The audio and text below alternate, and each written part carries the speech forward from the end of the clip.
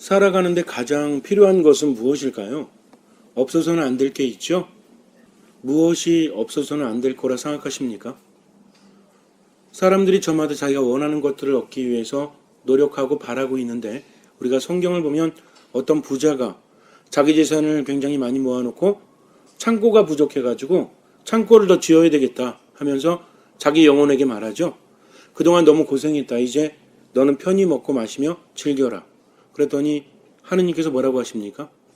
오늘 밤 너에게서 너 영혼을 거두어 가리라. 그러면 그 많은 것들은 누구의 차지가 되겠느냐 하면서 세상의 모든 것들을 얻는다고 할지라도 무엇을 잃어버리면? 목숨을 잃어버리면 아무런 소용이 없다라고 예수님께서는 말씀을 하십니다. 그렇다면 목숨이라는 것은 살아있다라는 거죠. 근데 우리가 살다 보면 사는 게 사는 것 같지 않다라고 말할 때가 있어요. 그래서 죽지 못해 사는 경우도 있고요. 혹시 여러분들 중에서 죽지 못해서 사는 분 계십니까? 그럼 뭔가 잘못됐다는 거죠. 그럼 죽지 못해 살면 돼요, 안 돼요? 우리들의 인생이라는 것이 얼마가 남았을지 몰라요. 가장 중요한 것은 지금 이 순간입니다. 지금 행복하지 않고 지금 힘내지 않으면. 근데 많은 사람들이 앞을 향해서 나아간다는 거죠. 나아지겠지라고 하면서 희망을 가져보지만 부질없는 희망이 되어버립니다. 내일은 낫겠지, 모레는 낫겠지. 그러면서 지금을 변화시키지 않으니까 내일도 모레도 결국은 오지 않죠. 내일이 있어요, 없어요? 내일이 있습니까? 내일은 언제죠? 내일은 내일인데 내일이 되면 내일은 오늘이 되죠? 그럼 내일이 있어요, 없어요? 내일이라는 것은 존재하지 않습니다. 지금이 있기 때문에 내일도 있는 거죠. 근데 오늘이 없으면 내일이 없다는 거 알면서도 내일만은 기대한다면 그 사람은 참으로 어리석은 사람이죠. 오늘이 있어야만 내일이 있다는 것은 오늘 제대로 준비해야만 내일, 내가 원하는 내일을 맞이할 수 있는데, 근데 막연히 맡겨버린다는 것은 신앙이 아닙니다. 주님께 모든 것을 맡긴다는 것은 어떤 분들은 그래요. 주님께서 알아서 채워주시겠지. 들에 있는 꽃들을 봐라. 화려하게 입지 않느냐. 그리고 새들도 먹이를 찾지 않느냐. 그런데 하느님께서는 나를 사랑하시니까 내가 먹을 거 뭐하러 걱정하냐고. 입을 거 무엇으로 걱정하고 내가 살아가냐고. 나는 믿음을 가지고 그냥 살아갑니다 하면서 매일매일 놀고 있는 사람은 과연 믿음이 있는 것일까요? 왜 없는 거죠? 아니 하느님 믿고 어차피 예수님께서 그러셨잖아요. 아무리 화려하게 차려입은 솔로몬도 들판에 핀 꽃보다 화려하지 못했다라고. 그러니까 먹을 것을 걱정하지 마라. 주님께서는 너희의 무엇까지도 헤아리고 계신다?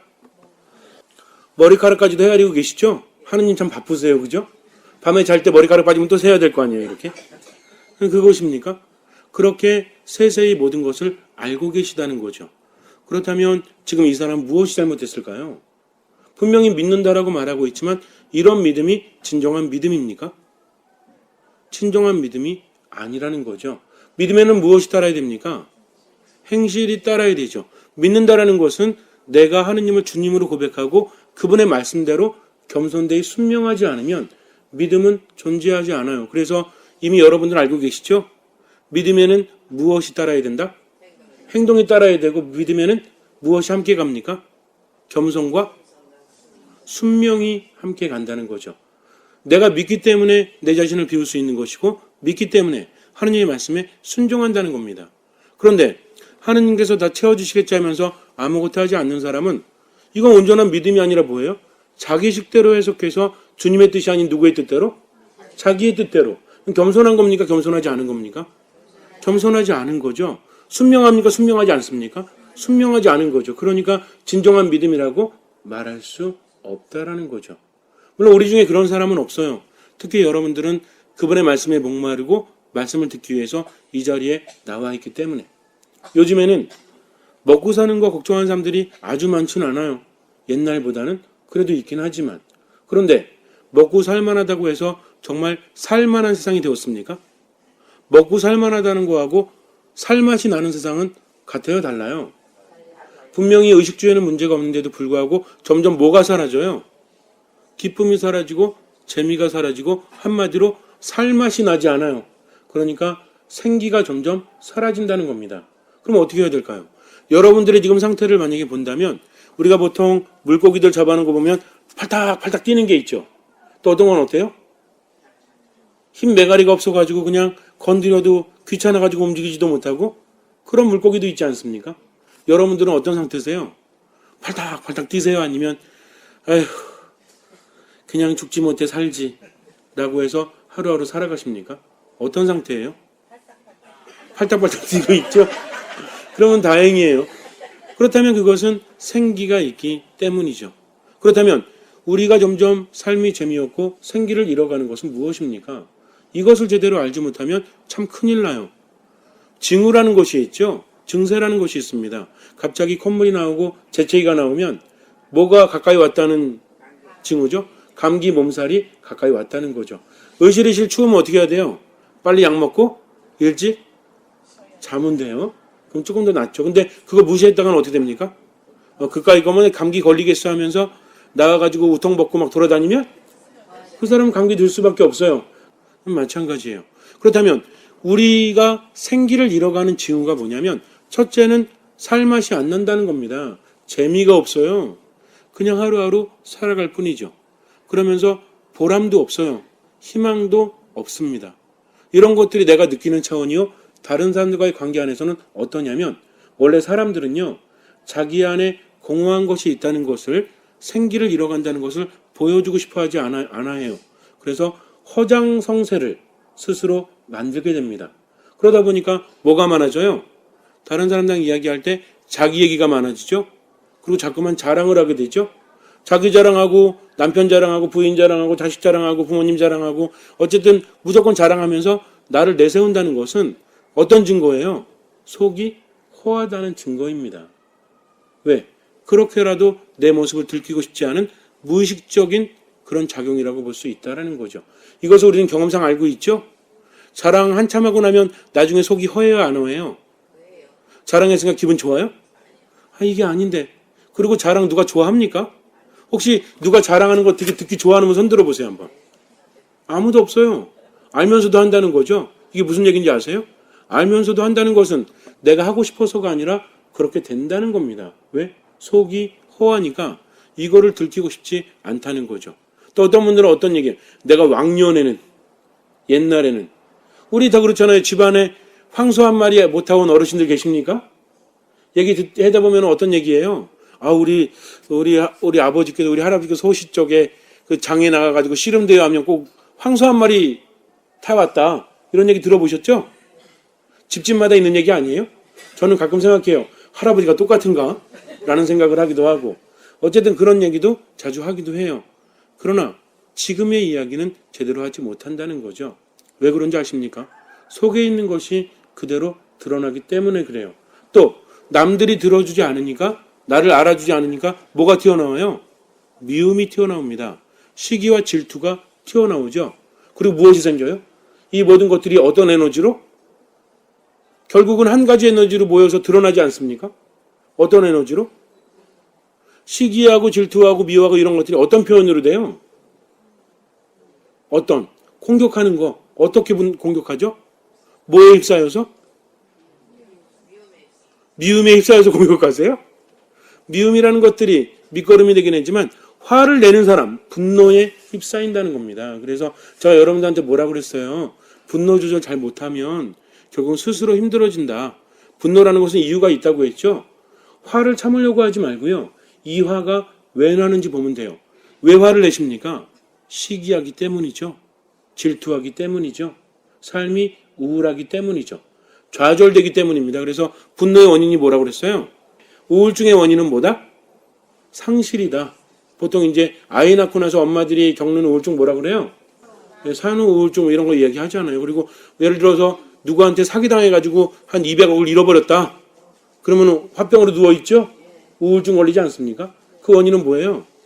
결국은 상실이라는 거죠. 근데 여기 따라가는 게 뭐냐면 처음에는 상실 차원에 머무르지만 그러다가 이제 좌절하게 되죠?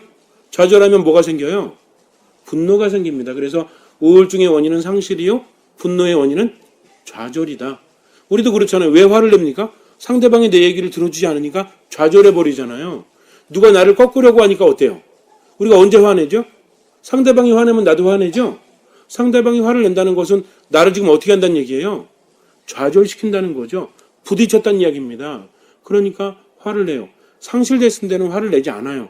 그러나 조금 지나게 되면 그런 상실감이 좌절감과 연결이 됩니다.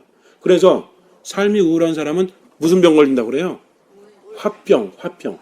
우울증과 화병은 같이 온다고 해죠. 그래가지고 이 두 가지가 겉으로 표현되는 건데 이런 것들은 우리들의 기력을 모두 갉아먹으니까 뭐가 사라져요? 생기가 사라집니다. 그래서 혹시 요즘에 화를 자주 내고 있다면 그 사람은 뭐를 잃어가고 있는 거예요? 이런 얘기하면 꼭 남만 보죠? 내가 그래요, 내가. 삶이 기쁘지 않고 행복하지 않고 활기차지 않으면. 그럼 반대로 한번 얘기해 볼까요? 저는 뭐 그렇게 화내지 않는데요. 화 안 내는 것 같으세요? 화라는 것은 밖으로 나올 수도 있고 안으로 들어갈 수도 있습니다. 자기 자신을 공격하기도 해요. 그러면 상당히 냉소적인 사람이 돼요. 그래서 불평이 많아져요. 적극적으로 화를 내는 사람은 다른 사람을 못 살게 해주지만 그렇지 않은 사람들은 입만 열면 뭐예요? 불평이죠. 불만이죠. 왜? 기쁘지 않기 때문이죠. 원래는 어떤 일이 있으면 불만사항이 있으면 누가 해결하려고 그래요?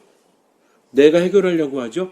내가 희생하고 내가 봉사하면서. 근데 그런 힘이 없으니까 나는 하지도 않으면서 뭐만 하는 겁니까? 손가락질만 하는 거죠. 누가 이랬대 저랬대 하면서 그 사람의 입장을 이해하려고 하지 않습니다. 그렇다면 이 두 가지 형태에는 뭐가 없어요? 뭐가 없죠? 그렇죠. 사랑이 없죠. 자기 자신을 드러내려고 하는 사람도 불만에 가득 차 있고 또 불평이 가득한 사람도 사랑이 없다는 겁니다. 그러니까 이제는 알 수 있어요. 생기가 넘쳐오른 사람들은 뭐가 있다? 사랑이 있다. 그런데 생기가 없다는 것은 뭐가 없다? 사랑이 없다. 혹시 지금 내 마음속에 사랑이 없다면 그것은 무엇을 잃어가는 것이다? 생기를 잃어가는 것이요. 그것은 어떤 형태로 나타날 것이다? 분노의 형태로, 우울감의 형태로, 삶이 하나도 재미없는 형태로 내게 다가올 거라는 겁니다. 이런 걸 알면 어떻게 하면 돼요, 이제? 내 안에 생기가 사라지고 있네? 그럼 어떻게 하면 되죠? 그냥 죽으면 돼요? 그 생기를 채우는 게 중요하죠. 물론 말씀하신 대로 남을 사랑하면 돼요. 근데 이게 쉬워요? 몰라서 못합니까? 사랑하고 싶은데 안 되니까 문제는 거죠. 왜 안 됩니까? 생기가 없기 때문이죠. 기뻐 좋아 죽는 사람은요. 이 얼굴에 써 있죠. 나 오늘 기쁘니까 오늘은 기쁜 일이 3가지 있으니까 얼굴에 써야 되겠다. 기쁨이래요? 그냥 넘쳐 나오는 겁니다. 마찬가지예요. 생기라는 것은 억지로 구겨 넣는 것이 아니라 하느님 안에 머물 때 그분의 양식을 내가 섭취할 때 생기가 있을 수밖에 없다는 거죠. 요즘에도 웰빙이라고 그래가지고 좋은 거 많이 먹잖아요. 뭐 먹으면 안 된다고 하죠. 요즘 아이들 보면은 우유를 먹으니까 많이 큰다고 하죠. 많이 크다 보니까 부작용이 뭐래요? 빨리 늙는데요. 왜 그런 거 봤더니 소한테 뭘 먹인대? 촉진 사료제를 먹인대요. 그래가지고 성장을 빨리 한대. 키가 크는 것도 좋지만 문제가 뭐예요? 빨리 늙는 거라는 거죠. 그래가지고 우리 어른들은 우유 많이 먹으면 안 돼요. 왜? 빨리 늙어요. 이런 농담도 있지 않습니까? 그렇다면 그런 것들 함부로 먹으면 돼요, 안 돼요? 요새 먹을 게 참 없죠? 그래도 우리는 여기 와서 다행인 게 뭐냐면 또 뭐 성모회장님도 그렇고 다른 분들도 그렇고 집에서 이렇게 직접 했다는 거 막 갖다 주시는 분들이 있어요. 농약 안 치고 그러면 얼마나 반가운지 몰라. 왜? 이건 먹어도 되니까. 근데 딴 거는 먹었다간 큰일 나니까. 그러니까 우리는 결국 살기 위해 먹습니까? 먹기 위해 삽니까? 살기 위해서 먹다 보니까 또 먹기 위해서 하는 것도 있고 어쨌든 헷갈리기도 하는데 그래서 먹거리라는 것이 중요하죠. 좋은 거 먹으면 힘이 나요. 그런데 좋지 않은 거 먹으면 힘이 나지 않습니다. 영혼도 마찬가지라는 거죠. 그분의 양식을 섭취하지 않으면 어쩌면 우리는 육적인 걸 더 추구할지 몰라요. 주님, 이거 해주십시오. 저거 해주십시오라고 말하지만 정작 필요한 것은 영적인 거라는 거죠. 왜냐하면 그것을 먼저 청하게 되면 하느님께서는 나머지도 주시기 때문입니다. 예를 들어서 우리는 하느님께서 기쁨을 주시기 원해요. 근데 배가 고픈데 기쁠 수 있어요? 옷도 안 입는데 기쁠 수 있습니까? 아니라는 거죠. 그러니까 주님께서 내가 너에게 기쁨을 주겠다. 내가 너에게 평화를 주겠다라고 하시면 나머지도 주신다는 겁니다. 그렇지 않습니까? 아니, 먹을 것도 안 주고 입을 것도 안 주고 아무것도 안 주고 나서 평화를 줄 수 있어요? 그런 거 없어요. 기본적인 욕구들이 충족되어지는 것은 너무나 당연하다는 거죠. 문제는 뭐냐면 뭘 추구하느냐? 눈에 보이는 것만 추구하는 사람은 그것도 얻지 못해요. 왜냐하면 그것이 주어진다고 할지라도 그 사람에게 득이 된다라고 아무도 장담할 수 없기 때문에. 그러나 하느님의 뜻을 따르는 사람, 그 뜻을 추구하는 사람, 바로 그리스도께 순명하면서 믿음을 갖는 사람은 그분의 몸과 피를 받아 모실 수 있다라는 거죠. 우리는 미사 때마다 성체와 성혈까지는 아니지만 성체를 받아 모시지 않습니까? 그분의 몸, 그분의 빵을 먹고 있어요. 그런데도 불구하고 삶이 우울하고 제대로 되지 않는다면 그것은 주님을 모시긴 하지만 뭐예요? 그분과 일치를 이루지 못하기 때문이죠. 절실함이 있습니까? 정말 주님, 제가 살고자 합니다. 그렇다면 삶을 주시는 그분의 말씀대로 살아가야죠. 우리가 몸이 아파가지고 엄청난 병에 걸렸어요. 그래가지고 병원에 가면 누구 말 들어요? 신부님 말 들어요? 제가 가가지고 자매님 아침에는 이 약 드시고 점심에는 이 약 드시고 이렇게 합니까? 의사 선생님이 하라는 대로 해야 안 해요? 하죠? 옷 다 벗으려면 벗어요? 안 벗어요? 옷도 다 벗죠? 왜 벗어요? 그렇죠. 의사 선생님을 믿기 때문에 그래야만 나을 수 있으니까. 근데 주님께서 하라고 하는 면에서 의사의 말을 따르는 것보다 더 따라본 적이 있으십니까? 그렇다면 못 받을 리가 없죠. 근데 우리는 내가 필요한 것은 주님께 청하면서도 정작 그분의 말씀대로는 살아가지 못하는 나약한 존재들이 아닙니까? 이미 답은 주어졌거든요.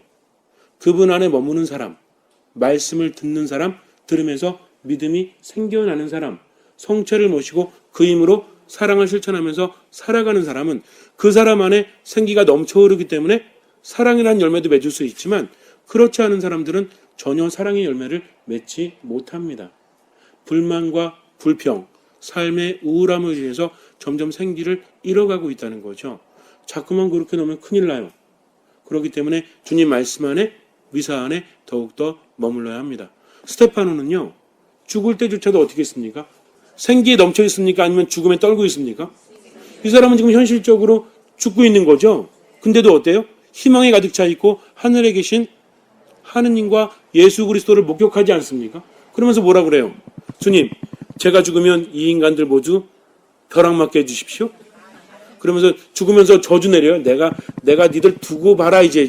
내가 귀신 돼가지고 끝까지 쫓아가가지고 아주 그냥 저주를 내릴 거야. 이럽니까? 저들이 하는 것을 용서해 달라고 하느님께 청하지 않습니까? 자기가 죽어가고 있음에도 불구하고 생명력에 넘쳐서 사랑의 열매를 맺고 있죠. 그렇다면 우리는요. 살아가면서 힘들고 괴로울 때 정말 주님을 믿을까요? 주님께서는 이미 말씀하십니다. 내가 생명의 빵이다. 나를 먹는 사람은 굶주리지 않는다. 배고프지 않는다. 나를 마시는 사람은 내가 주는 영원한 생명수를 마시는 사람은 목마르지 않는다라고 하셨습니다. 그럼 우리는 어떻게 하면 돼요? 그분 말씀 믿고 따라야 된다는 거죠. 믿음이라는 것은 나의 무엇을? 심장을 주님께 드리는 것이 어원이라고 그랬죠. 그러면 그분의 말씀이니까 내가 믿지 못하겠어도 조금 의심가고 정말 그게 될 것 같아? 라는 생각이 든다고 할지라도 저는 믿습니다. 믿음이 없는 저를 도와주십시오 하면서 온전히 순명하고 겸손하게 하게 되면 그때 뭐가 와요? 나에게 신앙적인 체험이 옵니다. 그러면서 뭐가 생겨요? 믿음이 생기죠. 예전부터 들었던 수많은 말씀들이 내 안에서 살아 움직이기 시작해요. 미사 수없이 나오고 말씀 열심히 들었는데 아직은 못 느꼈지만 어느 날 갑자기 이것들이 내 안에서 엄청나게 용솟음 치면서 생기를 불어넣습니다. 때가 되었기 때문이죠. 근데 말씀도 안 듣고 미사도 안 하고 그럴 마음도 없으면 아무리 들어도 뭐예요? 그냥 이쪽 귀로 들어갔다가 이쪽 귀로 나오는 거죠. 먹는 대로 다 나오는 겁니다. 그러니 점점 삶이 힘들죠. 우리는요. 주님을 위해서 믿어드리는 게 아닙니다. 믿지 않으면 누가 손해예요? 내가 손해죠. 신앙이라는 것은 그분을 위해서 뭘 할 수 있을 것 같아요? 아무것도 없어요. 어차피 다 누구 거니까? 그분 거니까. 그렇기 때문에 내가 신나고 즐겁고 행복하게 살기 위해서는 그분의 말씀 안에 머물러야 한다는 것을 잊지 마십시오. 잠시 눈을 감으세요. 들으십시오. 미사 안에 온전히 머무십시오. 걱정하지 마십시오. 내가 대단해서가 아니라 주님께 믿음을 두기 때문입니다. 믿고 사랑을 실천하십시오. 자꾸만 들어야 돼요. 사랑만 실천한다고 해서 되는 거 아닙니다. 말씀을 듣고 미사를 통해서 힘을 얻으면 저절로 그렇게 됩니다. 그러나 마음과 귀를 열어야 되겠죠. 그분 안에 머무십시오. 그리고 순간순간을 행복하게 살아가십시오. 주님께서는 그 믿음을 보시고 우리 삶에 놀라운 기적을 일으켜 주실 것입니다.